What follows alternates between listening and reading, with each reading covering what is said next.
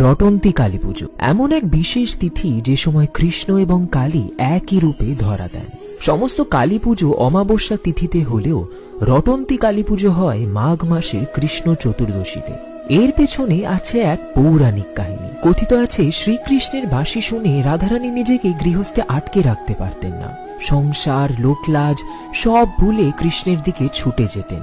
এক কৃষ্ণা চতুর্দশীর রাতে হঠাৎই বেজে ওঠে শ্রীকৃষ্ণের বাঁশি। রাধারানী ছুটে যান কুঞ্জবনে তার বাঁশির সুর স্মরণ করে। পিছু নেন তার শাশুড়ি এবং ননদরা। রাধারানী এবং শ্রীকৃষ্ণের মিলিত রূপ চাক্ষুষ করে তারা তার স্বামী আয়ান ঘোষকে নিয়ে যায় কুঞ্জবনে। উদ্দেশ্য একটাই, আয়ানকে যে কোনো প্রকারে বিশ্বাস করানো শ্রী রাধিকার এই গোপন প্রেমের কথা। শ্রী রাধিকার স্বামী ছিলেন ঘোর কালী উপাসক। তিনি যখন কুঞ্জবনে পৌঁছান তখন দেখেন তারই আরাধ্যা মা কালী স্বয়ং নিজে গাছের তলায় বসে আছেন, আর রাধারানী মায়ের পা নিজের কোলে রেখে পদসেবা করছেন। এই কালী দর্শন দেখে আয়ান আপ্লুত হন এবং এই কথা মুখে মুখে ছড়িয়ে যায়।